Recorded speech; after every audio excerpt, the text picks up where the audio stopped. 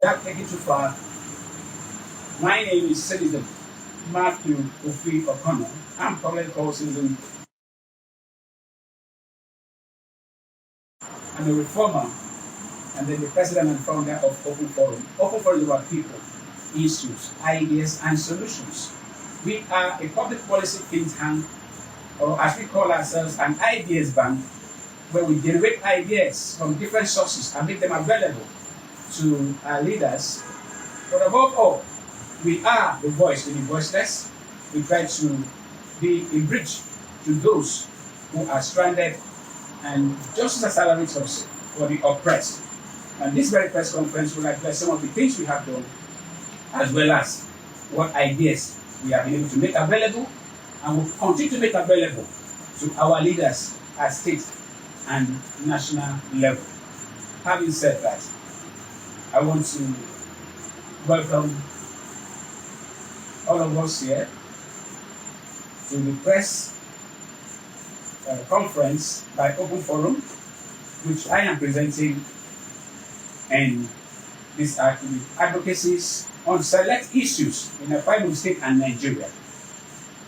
And being held here at the Open Forum Center 128 Akwa Road, Akwa Ibom State, on Tuesday. It is Tuesday, the 20th day in the month of May 2025. Gentlemen of the press, on behalf of the leadership of Open Forum, I thank you for responding to our invitation to this press conference. Incidentally, the first in 2025, that sometimes we host a monthly press briefing to make our voices heard on some critical issues in the policy. This has not been possible since the beginning of year 2025 because of factors beyond our control.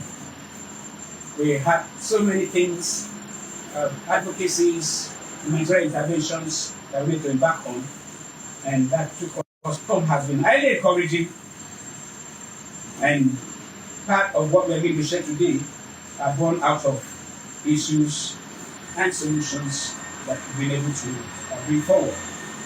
The first I want to talk about is having to do with humanitarian interventions.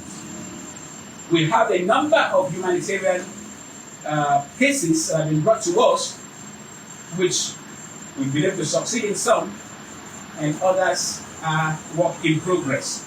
But for today, we are going to share with us two of such humanitarian intervention cases, and then the advocacy that have become necessary based on the issues surrounding them. The first has to do with an Uyo woman who was born, on June 28, 1946, and she died on June 29, 2017. The daughter happens to be, one of the daughters happens to be a physically challenged person who suffered polio from childhood. She's paralyzed on both legs. And because of issues surrounding that family, they could not bury her. And she brought this case to us about 2022, 2023. And we've done our best to reach out to the past administration to see how that could have been solved. It wasn't, but we never gave up. The summary is that we made appeal to the secretary to the Akwa State government in person of Prince Enobamowa, who happens to be from the Yoruba government, and he obliged to support us to have the lady buried. We want to say that the lady, late Mrs. Alice Gregory Okun from Enyoma Ford, her burial program is here. To the camera, you can capture this.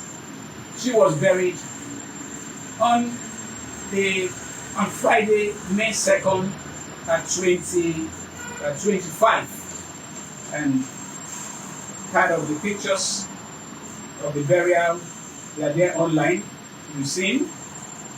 We had a successful burial, and that was after 8 years of being in the mortuary.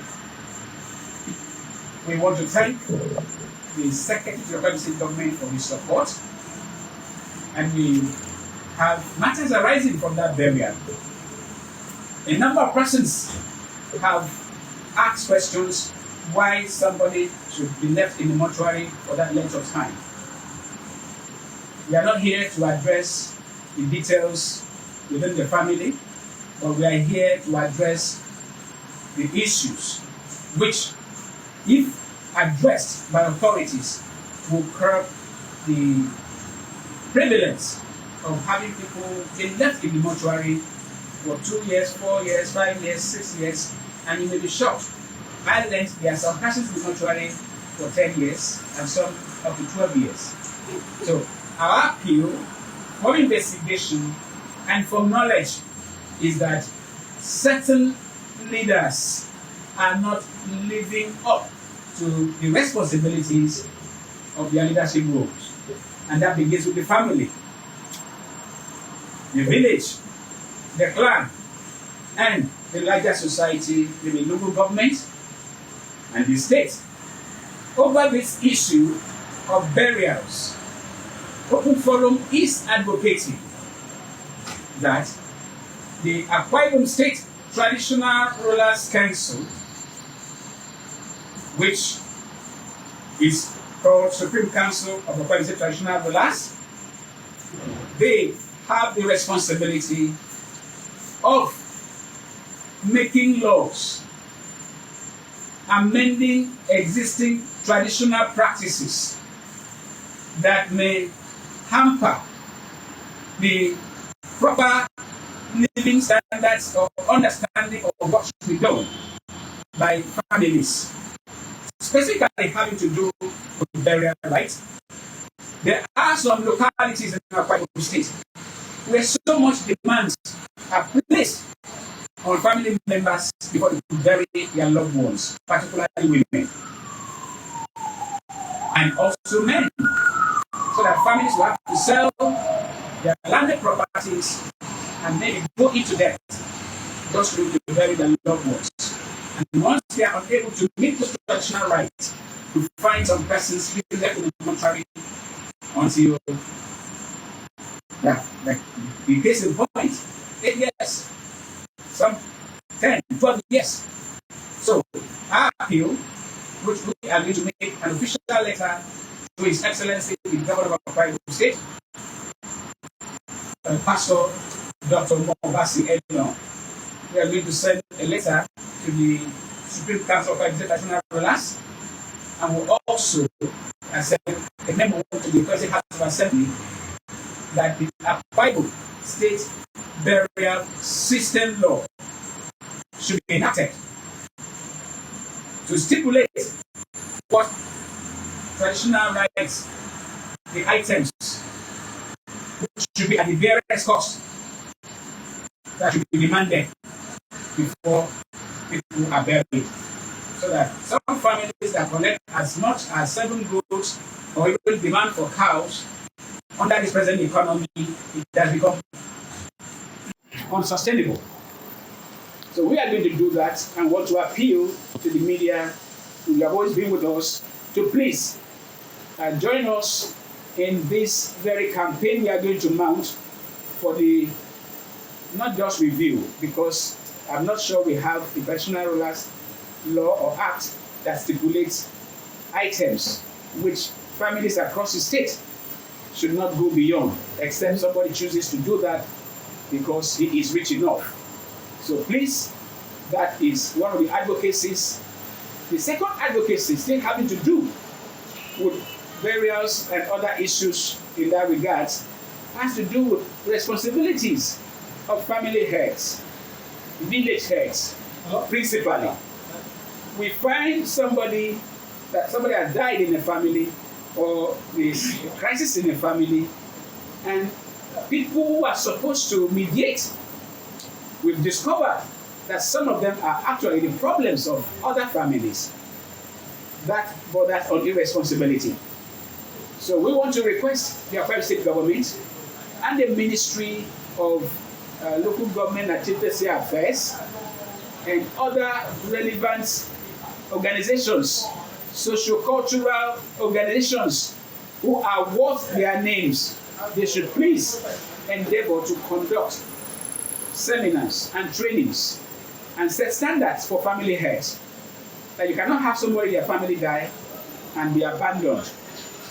You cannot have somebody in your village die and be abandoned for several years. It shows that we have lost it as a people. The communal spirit that the Akwa people have been known for from the 1920s has been lost. It's time for us to correct this. People should not be allowed to hold position of responsibilities in families or in the village or even the clan level or local government level if they are not responsible enough for such positions. And that also has to do with the church. Here we are very religious people in Akwa Ibom State. Majority are Christians. Even those who are not Christian traditional worshippers, it will be very rare to hear that a member of an Igbo cult, so to speak, or traditional setting could die and that person is not buried. So to have religious bodies not mind details of their members to be sure they are buried as at when due, it calls for questioning, and some churches, they put too much demands on families before they are ready to participate in such burials. The Christian body can, PFN, is our advocacy. We are also going to write to them. They should do something about that. We cannot have people stay in the mortuary beyond a reasonable period which may be stipulated. And so we want to believe authorities will do something about this advocacy. Still in line with advocacies having to do with traditional rights, Open Forum is advocating that the Akwa Ibom State government should enact a law or send a bill to the House to enact law on items required, traditional items required for marital rights. The economy cannot sustain the kind of flamboyance or the kind of requirements that some communities require. And we need to have our sons and daughters married responsibly. So we are also, in this same breath, going to advocate through our governor, who is pro-people, to do something about marriage, traditional marriage rights, the items, and that will be through the Traditional Rulers Council. Other states in the country have done it. I'm aware that Benue State has a very standard requirement for that, which is very minimal. It will help our children, sons and daughters, marry responsibly. And families should not put burden on newly married to impoverish them before they even start their homes. The economy cannot sustain whatever we think have become a standard. Having said that, I want to thank you, and I want to believe that over the issue of burial and marital rights, traditionally, the media will support this very campaign, which we are going to mount intensively. And we hope to give updates to the public once our memo or memos goes out to our leaders. Still on humanitarian intervention, we have a number of cases for today.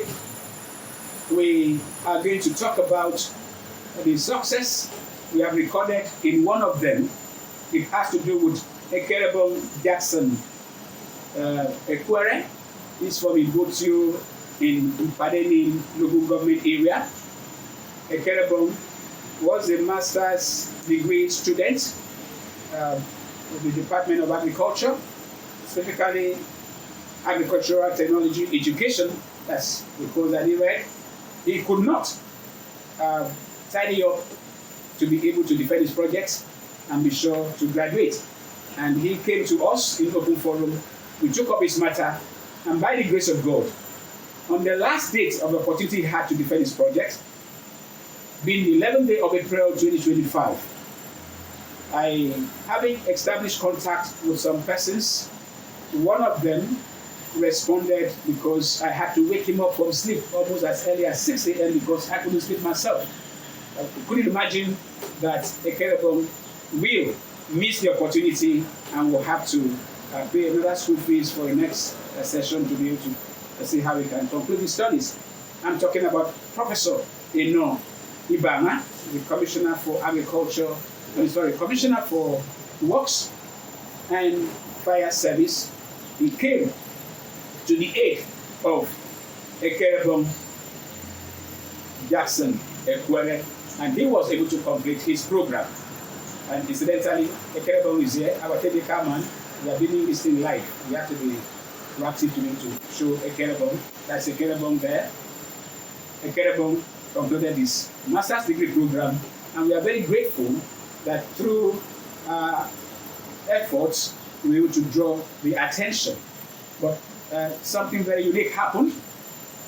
When we hosted Ikot on video, and we gave her his phone number because he needed glasses to be able to read. A fellow visually impaired, may I just say this, Ikot is visually impaired. A fellow visually impaired person listened to us on our video program, and we gave out Ikot's number, and the person called Ikot and donated a reading glass to Ikot. His name is Mr. Nodium Hussein. He is also a master's degree holder, and we were interested in how a visually impaired person could respond when even others did not respond to our appeal. And we hosted him, and we got to know his story. He was posted to, was it Yobe State? Kogi State. And he was later returned, redeployed to Akwa Ibom State, where he was sent to the School of Nursing, Anwa, where he said he was victimized, he was denied his due, his stipend throughout the period. And thereafter, he was retained. He spent 10 years there, and those 10 years, after the 10 years, he was sent away without his being employed. And within that period, he had very unpalatable experiences. We are going to take up that matter with the Ministry of Health as we speak. Onodium is unemployed, and we are using this medium to appeal to His Excellency to please consider giving automatic employment to these two brilliant, despite being persons living with disabilities, they are very brilliant and passionate about contributing to the development of Akwa Ibom State. And so we are pleading with His Excellency Dr. Obasi to please consider offering them employment. Ikot has gone for his eye check, and there's a biotic lens he can use to see, and that lens costs $2,000, the list of them. And we also are going to send a letter to that effect. They can be offered employment and whatever other thing, other assistance, because they are doing well, contributing to society. They are not a nuisance in any way. So, gentlemen of the press, having to do with the humanitarian interventions that we have had some success, and we still need more successes. Those are the two cases. The other ones, I don't want to belabor you with mentioning them because they are still work in progress, and we will not relent until we sort out those very issues. We want to look at other very critical issues we have handled. Some of them actually appear like humanitarian, but they are not. We believe that everybody is vulnerable. Even our leaders are vulnerable. If you are challenged in one way and the other and you cannot get results after putting in so much, you are vulnerable. There is an investor who bought over what used to be known as Quality Ceramics in Itu. Quality Ceramics was established between 1979 and 1981 under the administration of our late sage, Dr. Clement Ison. It's located at Itu. Now, that company was sold to an investor. I think the name is Ibom Industries. I will get that name. Manufacturing Limited. Now, when I learned that something was going on there, because of our desire to see our vision of having an Akwa Ibom without oil, which we are coming to that, explore and exploit every avenue to generate IGR. Open Forum went to that factory and saw that that factory has been turned around. The structure, it was a forest at a point. New building has sprung up, some machines have been put back, but we heard that there were certain issues, and so I was able to communicate with the man behind it, Barrister Utep. And we hosted him on our radio program, and what we heard has left a sour taste in the mouth. The information is that efforts to even secure the factory has been compromised because he's not allowed to use security forces with arms. And the hundreds of millions have been put in there. A lot of equipment have been vandalized that runs into millions. And then the greatest challenge has to do with Ikot, a private investment corporation that are supposed to liaise with him and make sure that whatever is needed based on the agreement can be done for the company to take off. Being that is going to use locally sourced materials, clay, which Akwa Ibom State has in abundance. And the report we have received is that the authorities at Akwa Ibom Investment Corporation are not cooperating, and the investor is very bitter and disappointed and has been unable to have access to His Excellency or any other level of leadership that can attend to their needs. Our request and advocacy here is that you want to appeal to His Excellency to please mediate in whatsoever face-off or misunderstanding exists between the man, the investor that bought over Quality Ceramics, now known as Quality Ceramics Home Care Limited, and the Akwa Ibom Investment Corporation that is under the leadership of Pastor Ikot Abasi Jacob. He is the MD and CEO, and we have written to Ikot, we've written to the MD, Ikot Abasi Jacob, inviting him to our program to be able to shed light on what the government or Ikot is doing to enhance the right agenda of His Excellency, and then to be able to address issues raised by the core investor at Quality Ceramics Home Care Limited. We have not received any response from Ikot. We've also written to the chairman of the board of Ikot, Ibom. We are looking forward to his response because that was just last week. So we hope he will respond. But whatever be the outcome, our appeal is to His Excellency to please step in. We cannot have a local investor, but it's already more. He's from the Tulubu government area. He's based in the UK, and his passion to contribute to the development of Akwa Ibom State has made him to invest so much in that very industry that used to mean so much to our Akwa Ibom people. In fact, it's one of the best products having to do with ceramics, tiles, and all of that. I can recall that even the State Secretariat used products from there. A lot of homes use products from there. So please, Your Excellency, Open Forum is appealing to you. Intervene between Ikot and the Ibom Manufacturing Limited.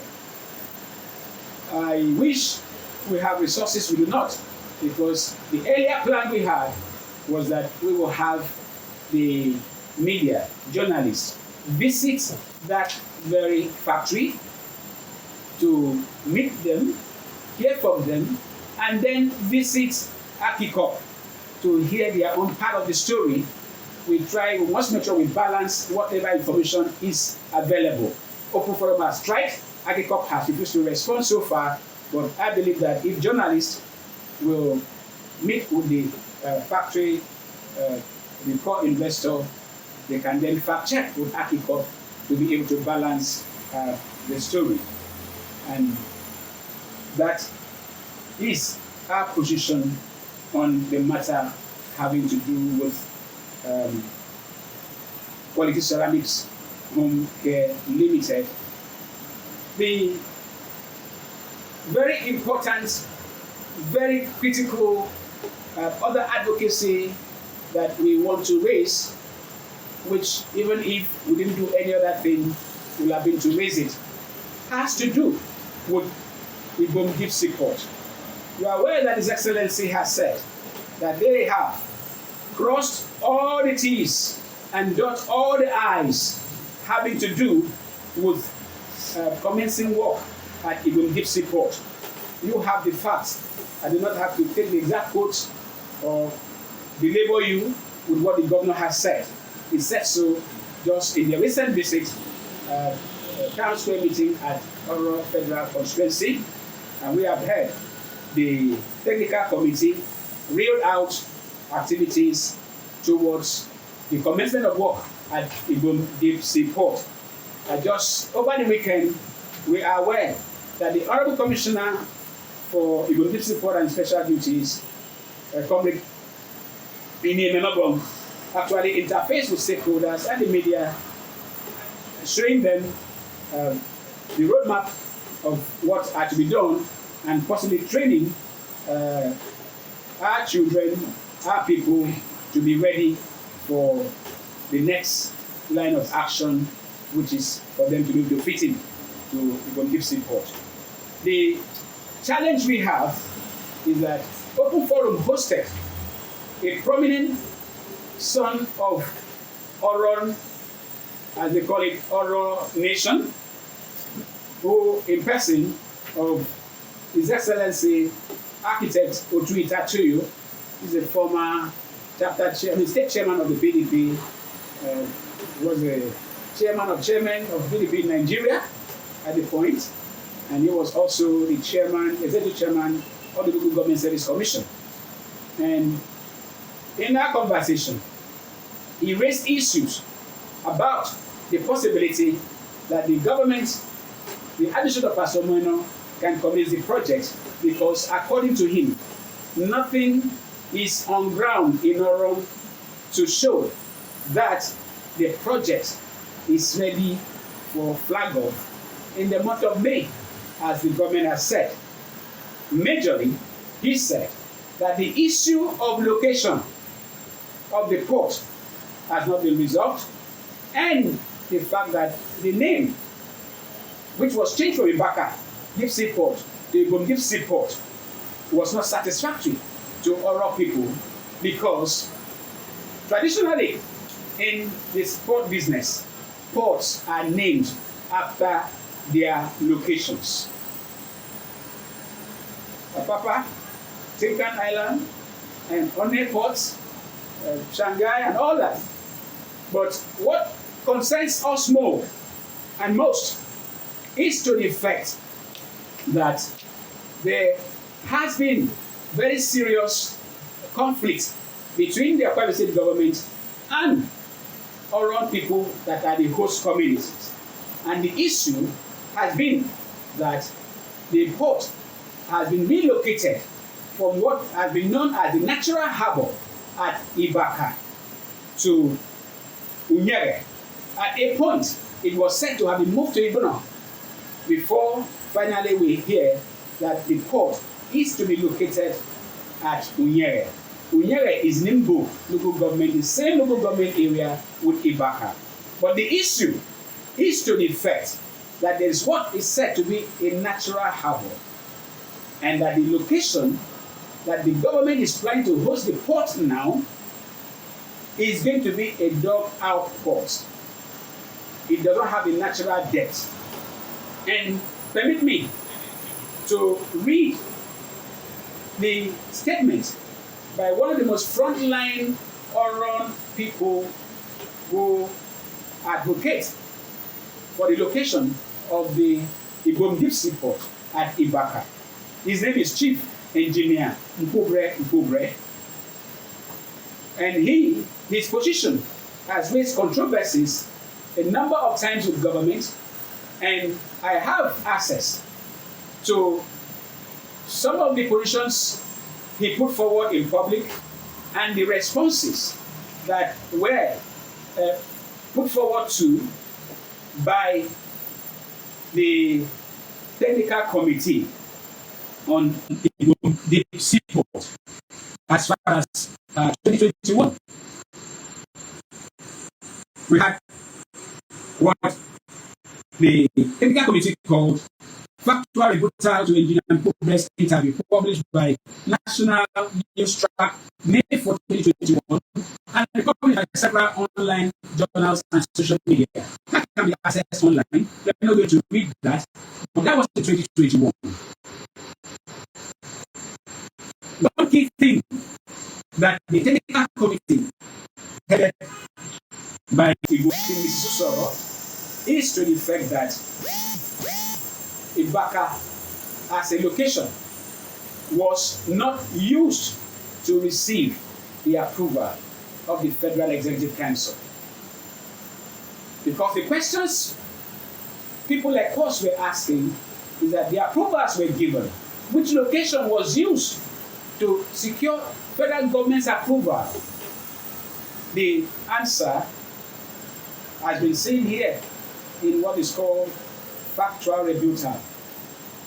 But that does not seem to have gone down well with some key oral actors and Kubre. That is why in March 20, 2024, Kubre made another public statement, which I want to give indulgence to read, because I have not seen a response to this last position taken.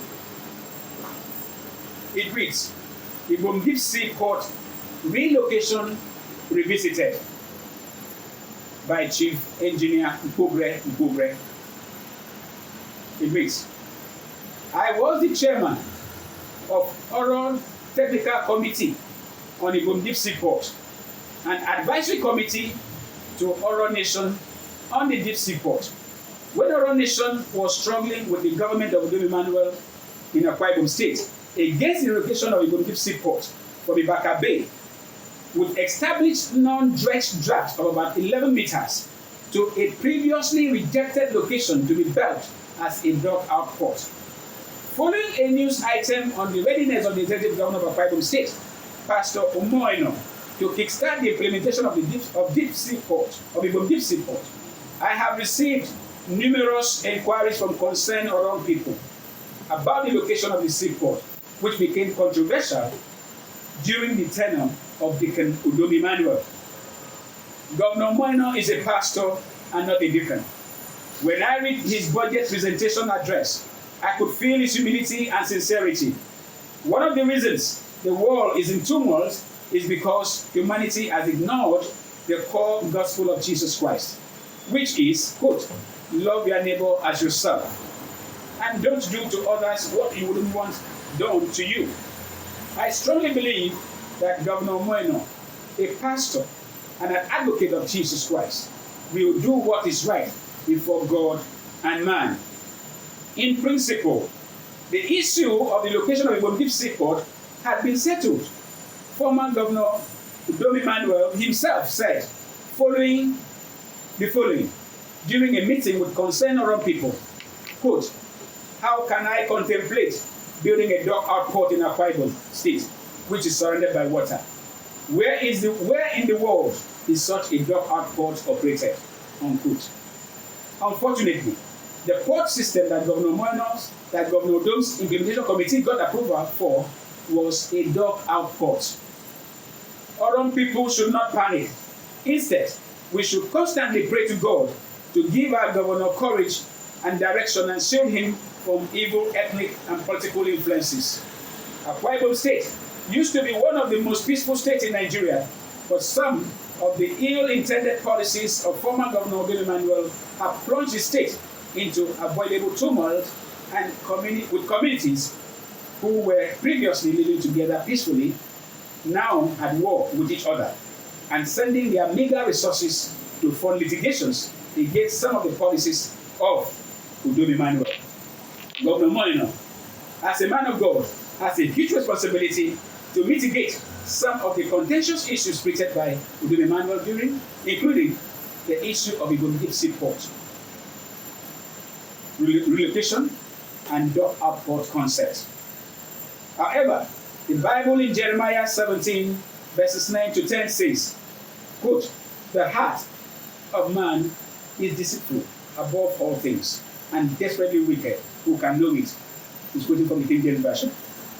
What other people should do now is to continue to put the senselessness of the Ibom deep sea port relocation and dock-out port concept in Akwa Ibom State on the front burner for the whole world, including intended investors to see. Engineer Mpubre. I had to read that verbatim to give us full insight, and that was as at March 20, 2024. You can fact check that online and juxtapose that with my interview with a prominent and renowned, highly respected architect, Otuita Toyo, popularly called Total Chair, who said on radio with me just last month or early this month that there is no sign that the Akwa Ibom State government are ready to commence work on the port, because even the host community, the stakeholders, have not been met. They are unaware of what is going on, and that they will resist a dock-out port being built because it will be a colossal waste. And I did some fact checking. I discovered that it would take about 150 sides of football fields to be excavated if you are not using natural harbor. And the issue is, has an EIA been carried out on the new location? And like other people said in their letter to Balare, the earlier company that the former governor said, other people petitioned and drove with that investor, they were clear. Where will that mud, the waste, be dumped if they are going to do a dock-out port? So we want to appeal to His Excellency. We are standing by him. We are doing this for the love of the state. We are doing this for posterity, that the technical committee on the Ibom Deep Sea Port should address the press on the location and on the yardstick. And if we are to have a deep sea port or a dock-out port, this will help put all this back and forth to rest. I want to say again, if somebody like Architect Utatoyu is uncomfortable with the present state of things having to do with that project, the city gate and the sales office that's about to be opened or about to be flagged off, and even the road, Unyere, Urokum or something like that road, shows that we are not talking about the Bakabili location. And that also calls to question the idea behind Obongata's choice of Ibaka as the original location and as a name. We want to appeal to stakeholders. Everything is not politics or being politically correct. You must be courageous to bring forth facts to the table. His Excellency, Dr. Mobaseno, will be more responsive to superior arguments than whatsoever may be seen as a personal agenda for whatever other reason which Mpubre had accused the administration of the minute past Governor Ikot Emmanuel. This is the position of Open Forum, that His Excellency should please direct that technical committee and the ministry to make a formal statement or possibly meet with the oral technical committee and have these issues resolved so that we'll not end up having the dog outpost for whatever reason as against the original idea for a deep sea port. We understand that there is no part in West Africa or maybe even beyond that has that kind of natural depth, which is found at the Bakatingo Kusu, Short, or whatever they know the geography. It is our position, and we are doing this out of patriotism. We are not doing this to undermine anybody. I have never met Bubre in my life. I once tried to reach out to him when I hosted the then chairman of our think tank, Prince Ikot Abasi, who also spoke about this seaport when the controversy was that it had been moved out from Oro Nation to Ibom. And it was later discovered that it's no longer Ibom, but Unyege. And Unyege is Ngo in Oro Nation.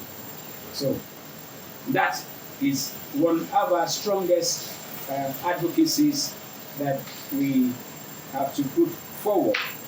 The basic questions, some of the basic questions we'll have asked have been answered by the technical committee when the chairman said that the location they are using now was used to get approval of the federal government, and we need to find that out, and we need to be sure that whatever is done with the interest of the future, because Akwa Ibom will be changed permanently if that deep sea port is realized.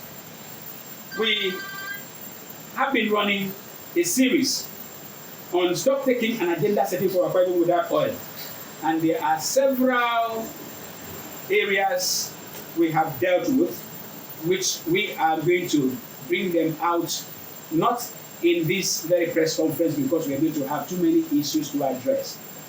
One of the issues has to do with our exploiting our mineral, solid mineral sector, which has been neglected and which we have some foreigners, including those we've seen online, like the Chinese, who are exploiting it illegally, and maybe some locals who are also exploiting it illegally.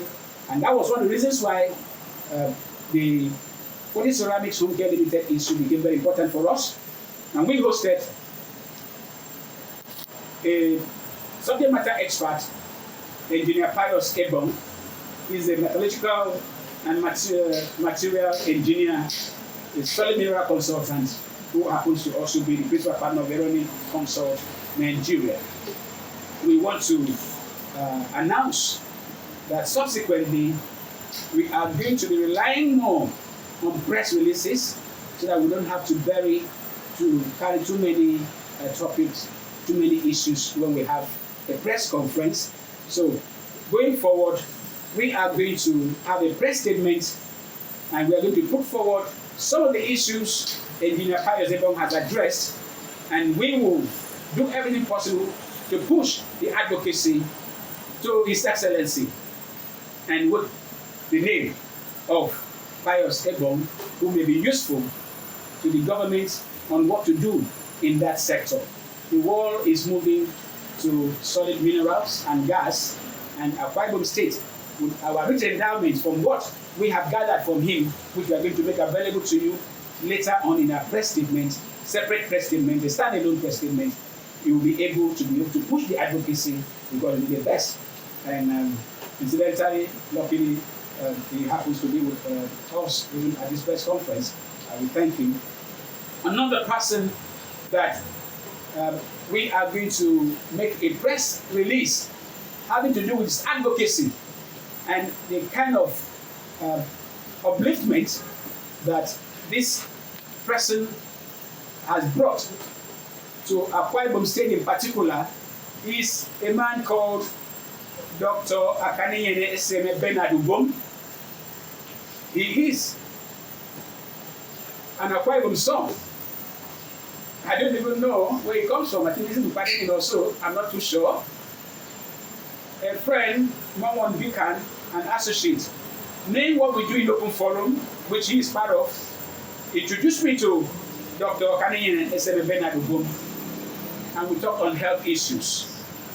But permit me today It just let you know that Akwa Ibom State is so blessed. That's why we must explore and exploit every possible avenue to tap from such persons. This young man is the president of the World Association of Trainees in Obstetrics and Gynecology, WATOG.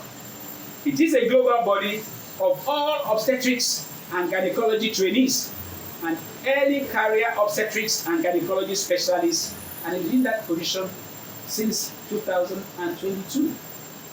He is also a member of International Federation of Gynecology and Obstetrics, (VIGO), Childbirth and Postpartum Hemorrhage Committee. He is also a member of the Scientific Program Committee for VIGO 2025 World Congress, the scientific congress of all obstetricians and gynecologists worldwide. And that conference is going to hold in Cape Town, South Africa, from 5th to 9th October 2025.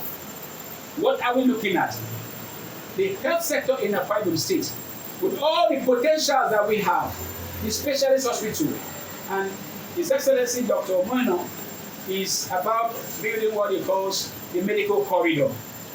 But there is still so much to be done, particularly having to do with the withdrawal of support and funding for HIV/AIDS and other diseases we used to get from the US. It's time to think inwards. So it is whatever we be able to gather from our interview, we shall make a press release to that effect, so it will help people in that sector. Because what we do is not just about news, it's about helping our leaders to get in tune with reality and be able to have some of the best brains to meet the needs of our people and to move us from where we are to where we are supposed to be. Further, we want to talk about the bill at the national level that has to do with compulsory voting. We want to appeal to our National Assembly members to please engage consultants to help them. You must have think tanks to be able to analyze ideas before bringing them to the fore. It is almost unbelievable that when Nigerians should be talking about how to improve the quality of the electoral process, how to make votes to count, that some persons are thinking of jailing citizens who are distraught about the processes that lead to outcomes. We want to appeal to Nigerians and to members of the National Assembly to please reject the bill to criminalize those who are unable to vote, because we are not even there yet. We are not sure we have a voter register that is devoid of Mike Tyson being from somewhere in Akwa Ibom, palm tree, like so sometimes the palm is the name, the tree is the surname, on the voters register, or electric pole being voters. It is impossible to believe that in this age and time that anybody who has gotten to the level of being at the National Assembly will not think about strengthening the electoral process and making votes to count and then criminalizing rigging. It is our advocacy that election rigging should be treated as treasonable felony, because it is a coup. If coup plotting is a crime punishable by death with capital punishment, election rigging by whoever is nothing but a civilian coup. That is what we should be doing, and not to want to build more prisons, to jail Nigerians, some of whom are crying, looking for a good electoral processes that will guarantee that their votes actually count.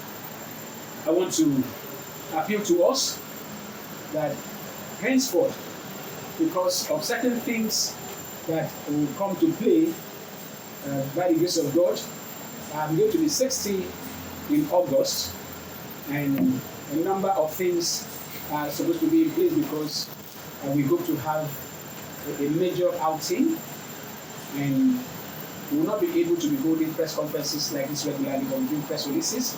And I want to appeal to us that, as usual, please, when they come, endeavor to help us let the world know.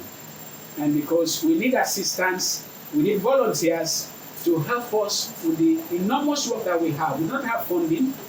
You are sacrificing to be here with us, not because you are paid so much or you are paid, but you are here because you believe in what we do. Without the media, we will not be able to do the much we will be able to do. And so we spoke with one of you who is a very senior veteran journalist. He will be assisting us as the director of media. I'm talking about none other than the one-time state chairman of the NDJ in Akwa Ibom State and the publisher of Street News, comrade, as we would like to call him. I call him Sir, a senior citizen, comrade Israel Umo. Please, you may wish to turn the camera and have him because it's very important. He will be helping out as the director of media so that we'll be able to do better coordination and save me from collapsing, because at times I do collapse on the road trying to meet up with deadlines. So we will do so much. Let's see ourselves as partners. Open for an NGO, we do not have funding, it's all sacrificial like you've been doing. I want to request that please, let's work together as much as we can, because there are so many issues we need to address. There are some issues I would have loved to address today for specific reasons, because the ones we have taken on so far is such that you have a lot to write about. But one of the things I must say, even before the press release will come, has to do with the industries in Akwa Ibom State. We are going to make a press release because the Akwa Ibom State governor had exclusively in Lagos. And happily for us, the focus was on Akwa Ibom Beyond Oil, which is what we have been running. We are presently running about the 29th edition on that. And we understand that a report on the state of government investments have been submitted. And government is supposed to work on that. We are afraid because we learned that it was submitted by Akwa. We had earlier proposed to His Excellency that a body should be set up to do findings on the state of these industries and even the mode of operation of Akwa to help reposition Akwa and these industries to be profitable. We are afraid that if the same body, the same organization that has been overseeing these industries, with most of them not being able to perform, including even power, that the controversy is still pending. Remember, we did a press conference on that. The issue has not been resolved. If the same Akwa is one that submitted a comprehensive report that we have heard, we are worried that His Excellency may not have the facts of things as they are, except they are made available. And so Open Forum will continue to partner with others to look at these industries individually and bring out some of the issues that militate against their functioning optimally and contributing to our IGR. In this very lineup, we want to thank His Excellency for the executive order he signed, I think executive order 2, because we raised issues that there's nothing in Akwa Ibom that shows that we are an oil-producing state. If you are talking about the manpower, IGR, most of the oil companies do not pay their taxes to Akwa Ibom State. And we hosted by Mr. James Essien, and we arrived at a resolution that Akwa Ibom is not living as a state that has oil. And because taxes are paid to River State and Lagos State majorly. We are glad that about a week or two after our broadcast, His Excellency signed an executive order where he set up what is called as the Labour and Industrial Committee, which is to take stock of the number of oil companies operating in Akwa Ibom State, the staff strength, how many Akwa Ibom, the vacancies, How many of them are being filled by our sons and our daughters? And then the taxes, where do they pay the taxes to? We thank His Excellency for that very act, and we are fulfilled, and we want to believe that that very committee will deliver. In that same vein, we have issues of unpaid gratuities or entitlements to the editorial and service staff of ExxonMobil. And that has been an issue we addressed here. You remember you were here. Unfortunately, the people are so distrustful they cannot even follow up with the issues, and some legal whatever some of them got into. But we are doing this for the sake of humanity, to say that we shall forward our letter to that committee to be able to look into outstanding issues of the editorial and service staff of Mobil, who, from the records that we have, over 200 of them have died, and we have records, affidavit of death, of about 80 of them because of penury and diseases they cannot afford to treat after giving the best part of their lives serving, and the terms, from what we've heard, has not been met. We believe that committee will help to resolve that matter as well as other matters. I want to thank you, and I want to allow time for questions and answers. And I know that some of the questions you may ask is something we will have loved to address, but because of time, we have not taken it, and because of our desire that we'll be getting weekly, sometimes twice in a week, sometimes maybe twice in once in 2 weeks or thereabouts, press releases on matters.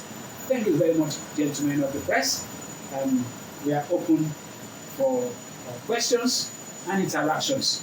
Please feel free to mention your media house and then ask whatever question you may want to ask, and we'll try as much as possible to give answers within our capacity. Thank you.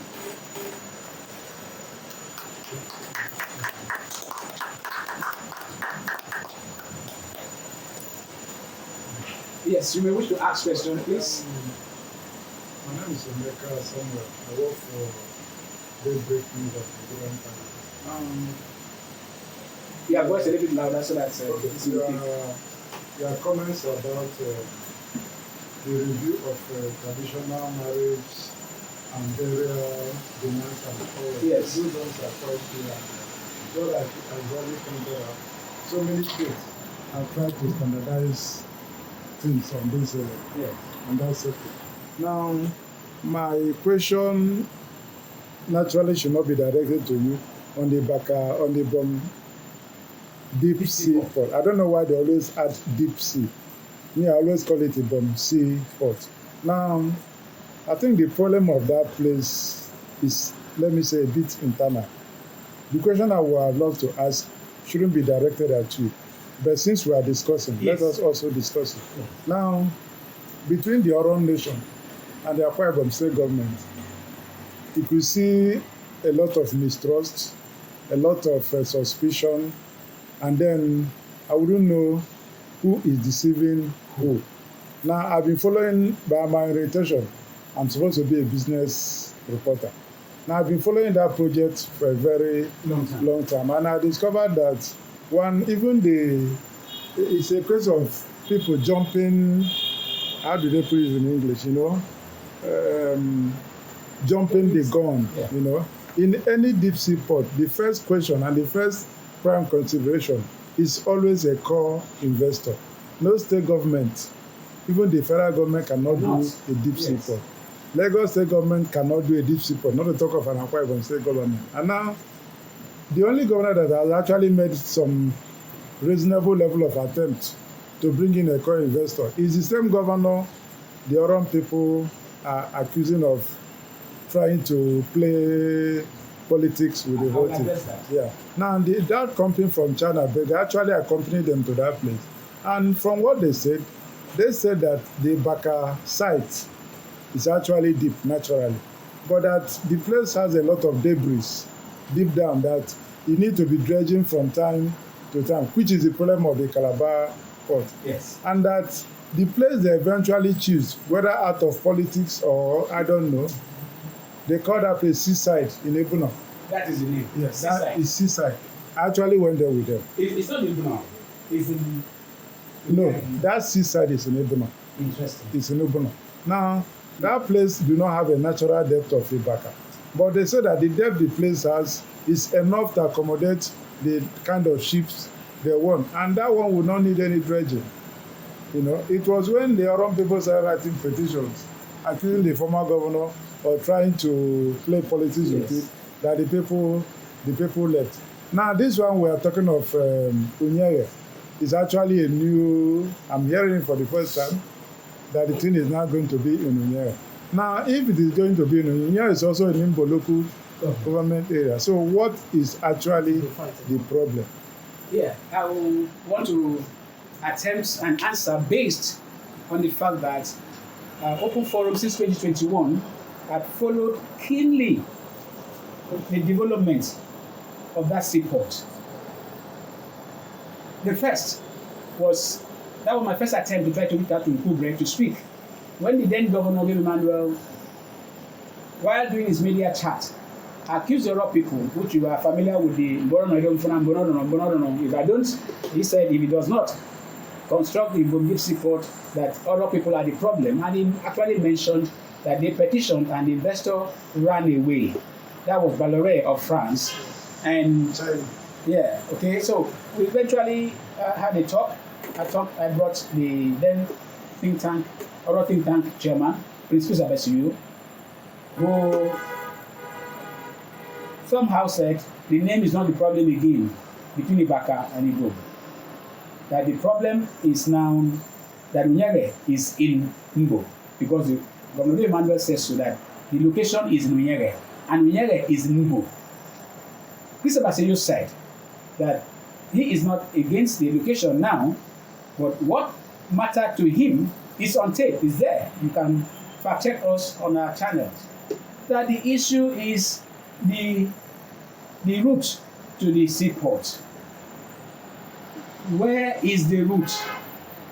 Because we were supposed to have a super highway from Uyo, Usileta, Kobo, down to the Ibaka, as then was, but we later heard that that would not be because it's going to shift to the other side of the state.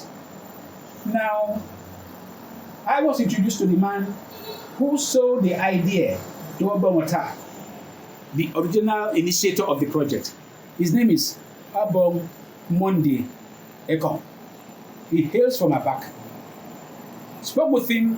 He flew down from Lagos, had a meeting with him, and then hosted him on our radio program and visited him at his country home at Abak. And I saw documents. I heard things. The reality is that whatever that was called petition, which I have a copy, I'm sure if you Google you can see the copy, was not something that could have driven away any serious investor. That was what the man that introduced me to Mondulekon told me, that there couldn't have been a core investor who has invested anything and will, because of a single letter, go away. The long and short is that Mondulekon brought the story of what actually transpired. And to the extent that one of the initial core investors who came with the idea committed suicide out of frustration. And he said a number of things which is not for here now, but we made efforts. I met with the chair, then President General of Oro Union,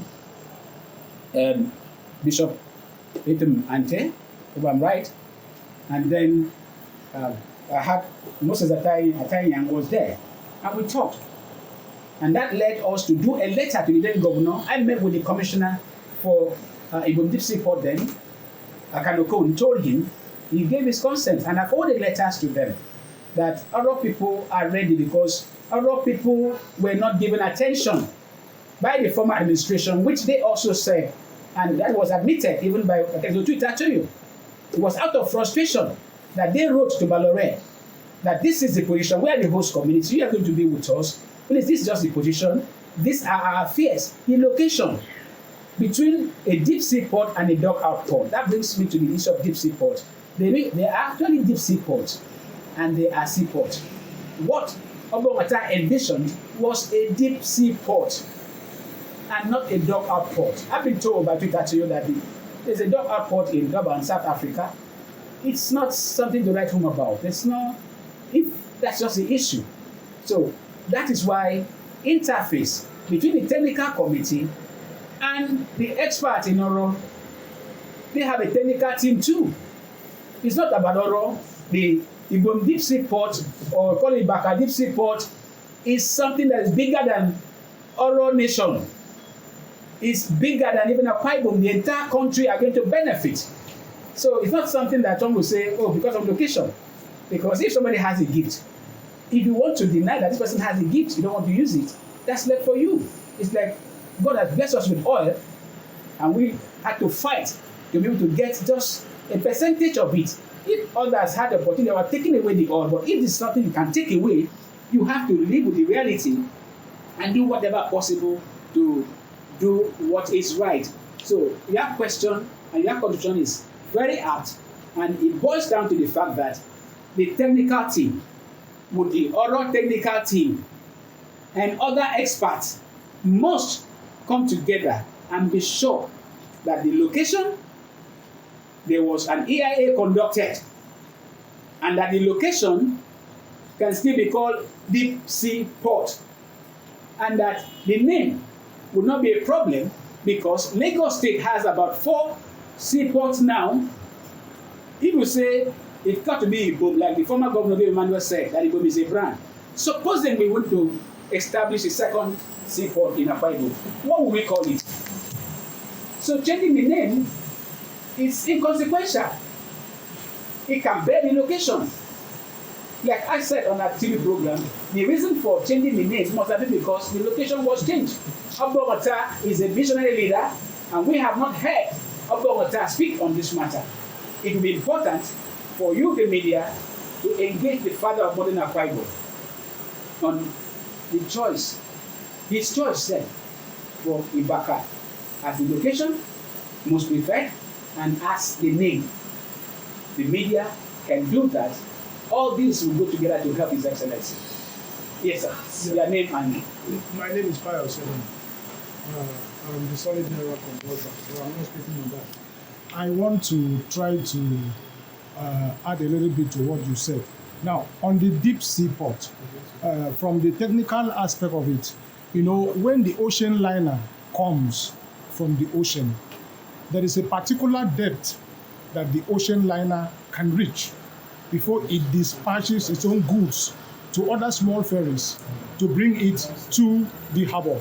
Now, in Lagos, the nearest it can come is 12 nautical miles. That is where those ocean liners are. They don't come close. And then small batches of ships now will travel down 12 nautical miles to go and offload those ships and then bring it to the harbor.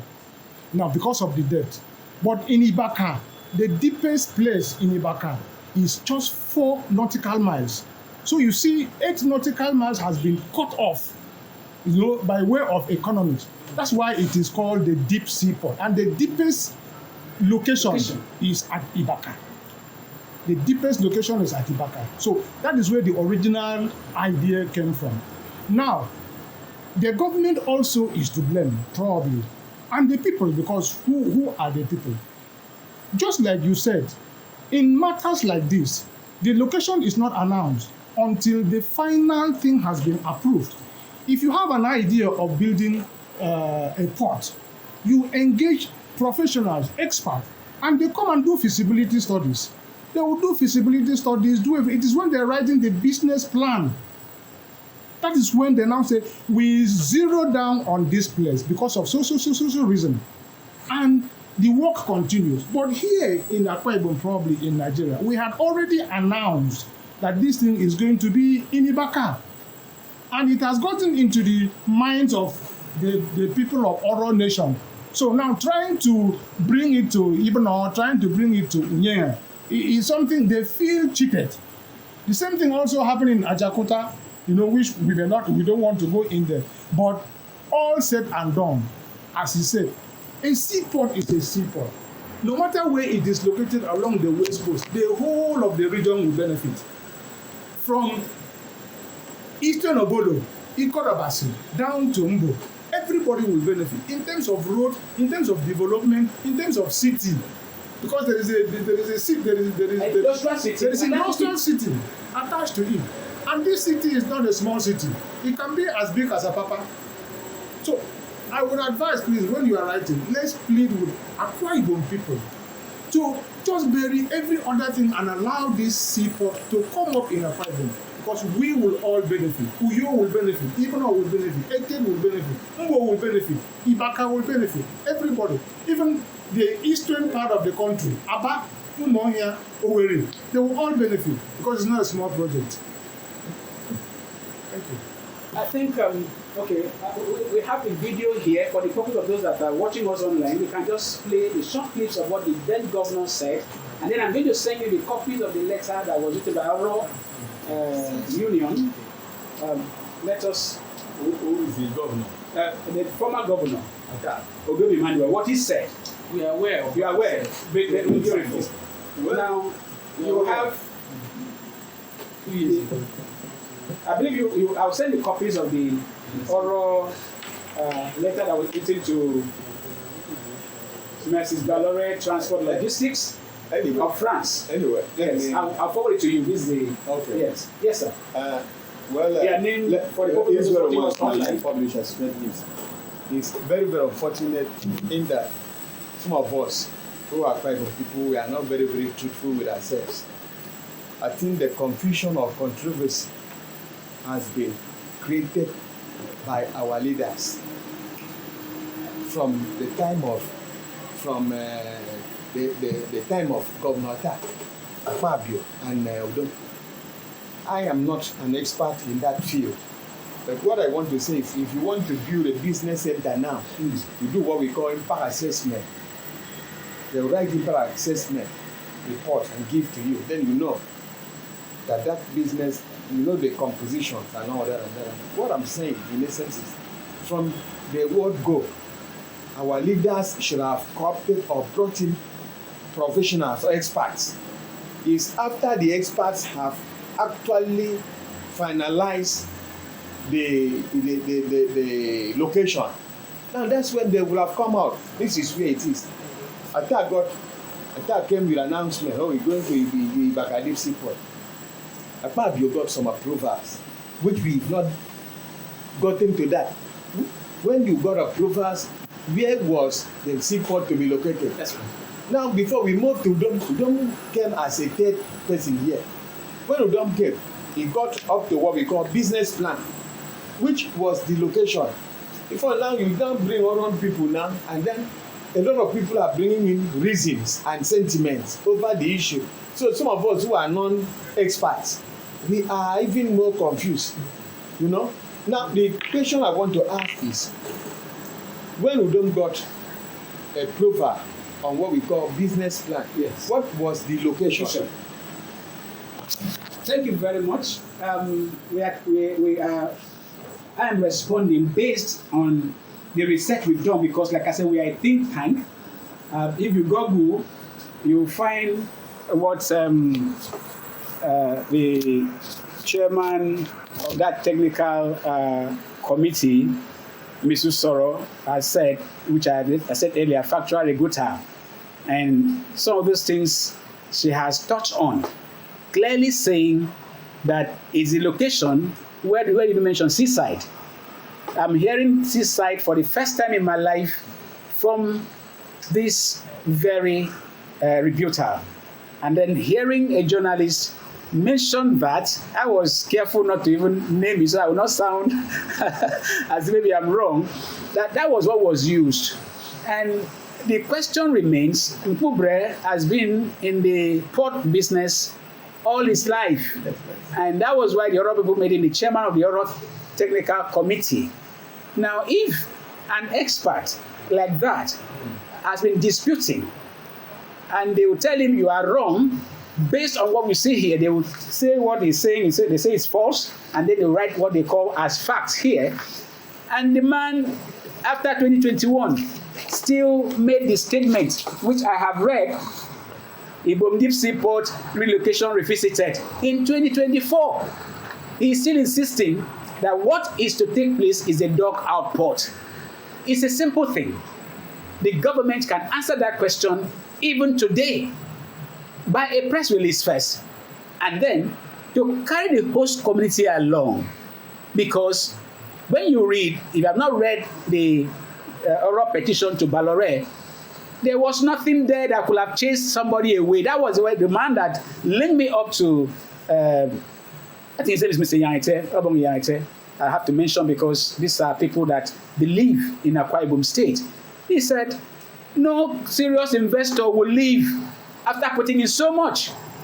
And when I hosted Obong one day, Roycom, he was specific on their input and what the thing was to be. It was to be public-private partnership. You will not believe that they were even ready to pay for compensation. He said, said, no, payment of compensation is the responsibility of government. And they were given certificate of occupancy. It is that serious. So, it's not that ordinary people were brought in there. One of the issues I've discovered is that some persons don't want to speak out.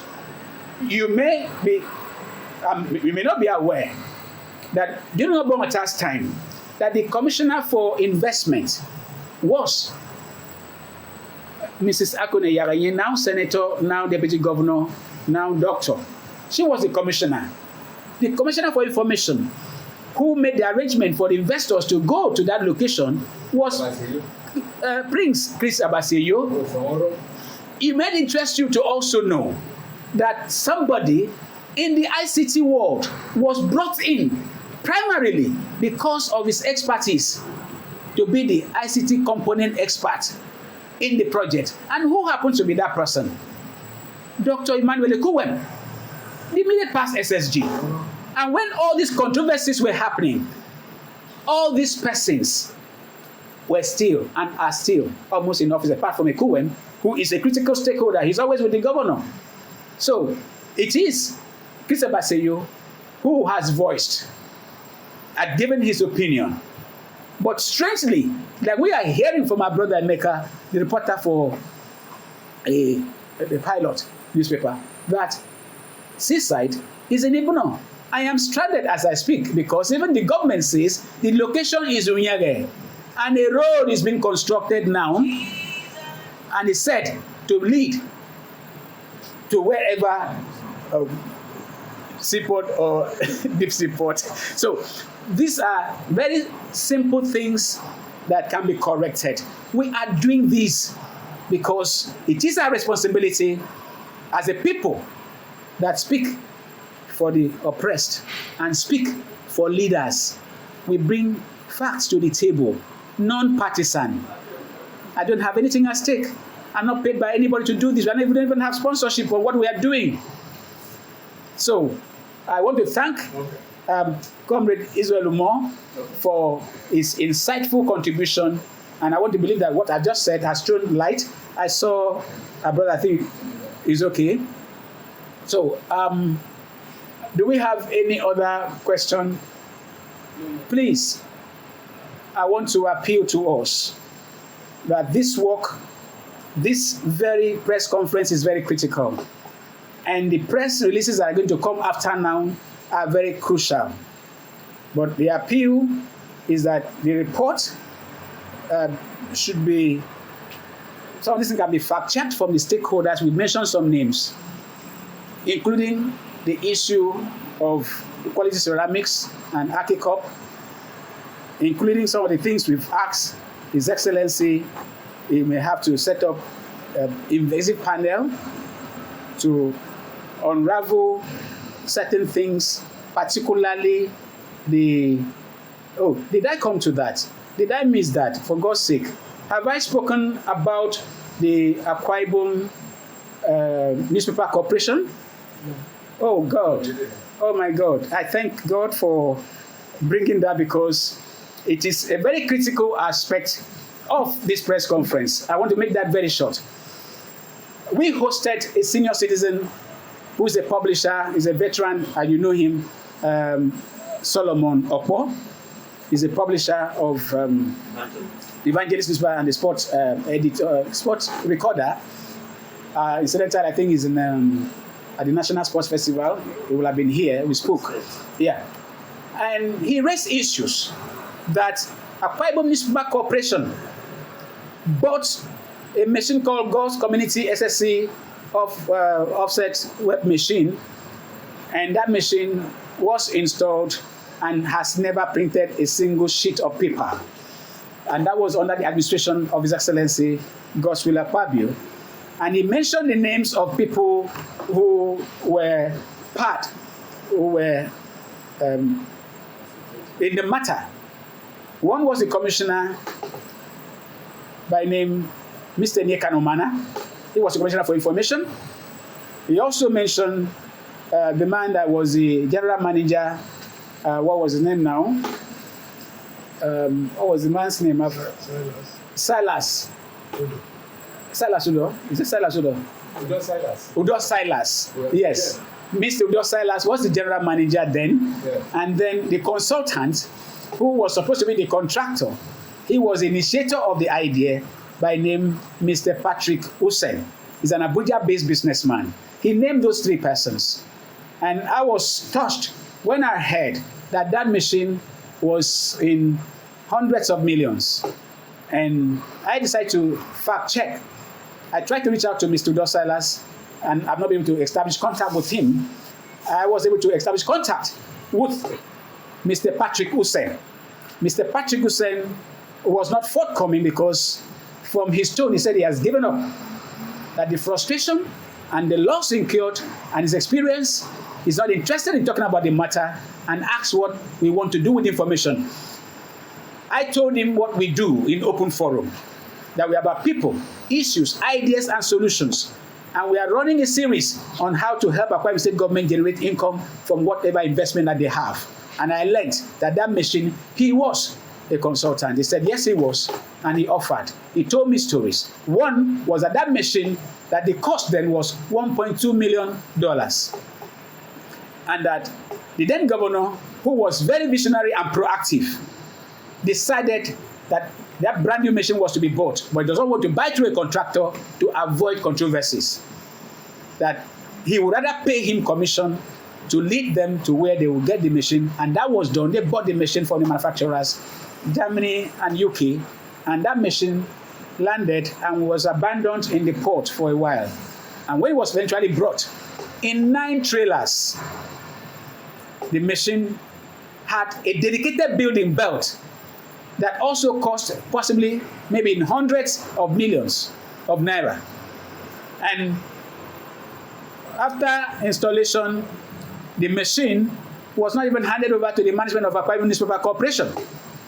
That's what I learned. And it does not printing a single sheet. And we doubt if there's any state government in Nigeria that has that machine. I asked him of the cost of the machine now. He said it's going to be in the region of about $1.5 or more million, excluding freight. So we are looking at current exchange rate. You can work that out to see. But what's the strange part?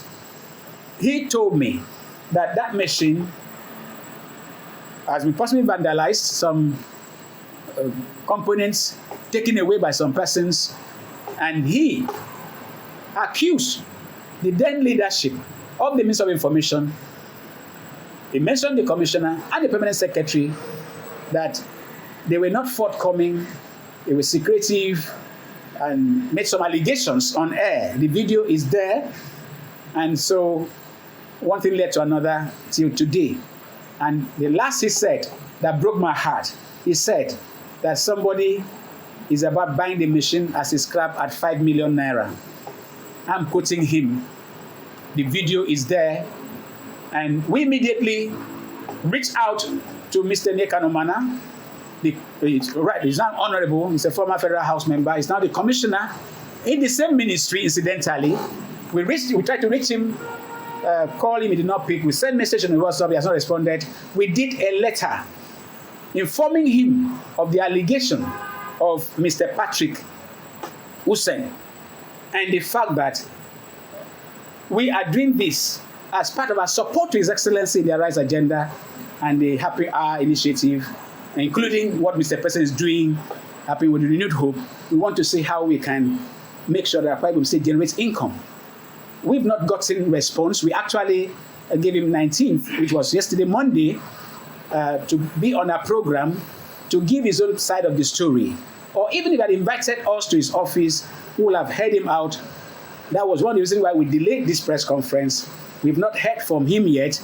So I want to appeal that Open Forum is advocating that given the fact that Akwa Ibom State resources was used between 2013, 2014 or thereabout, before 2015, that the administration of Akpabio, former governor, ended, that machine was bought brand new and it has never been used.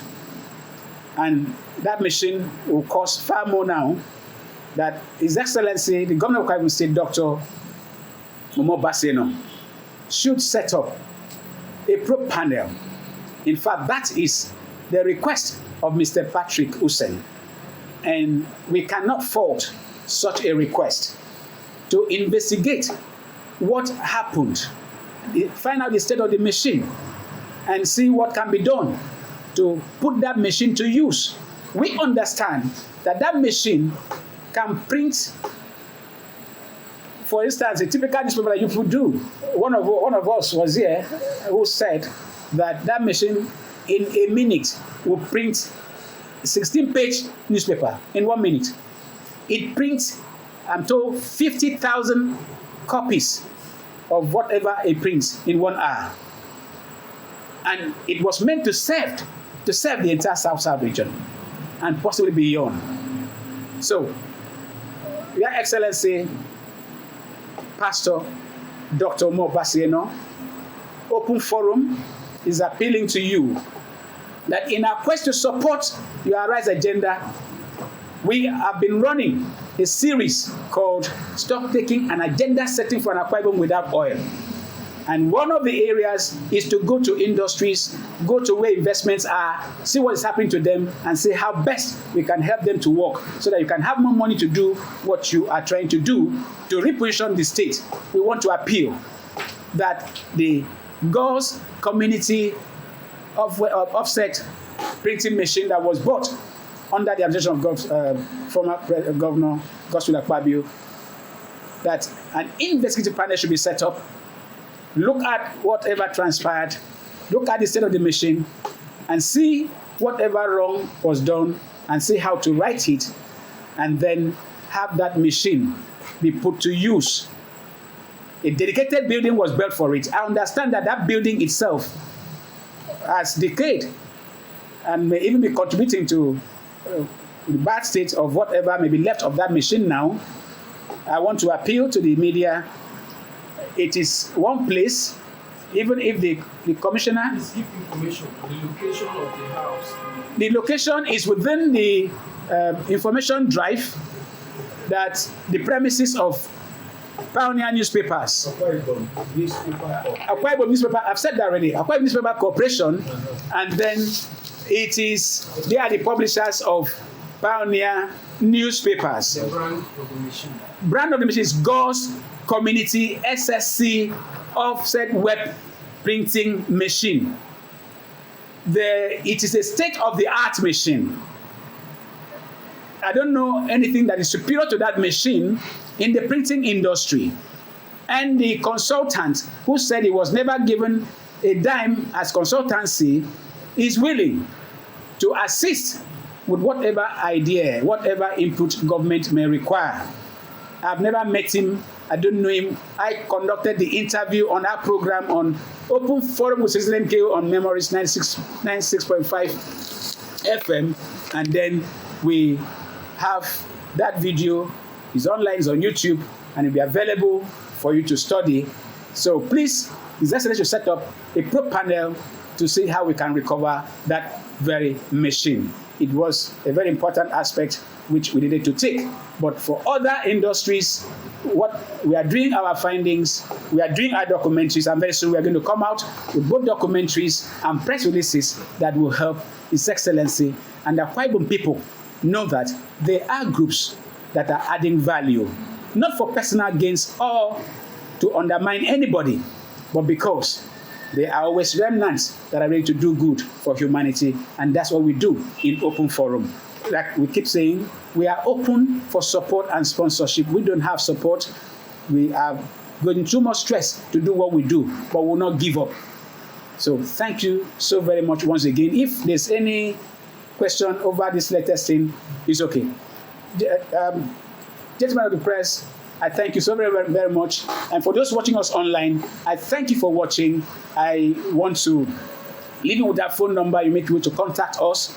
The phone number to reach is +234. If you are outside the country, 0802 757 7497. I take that again.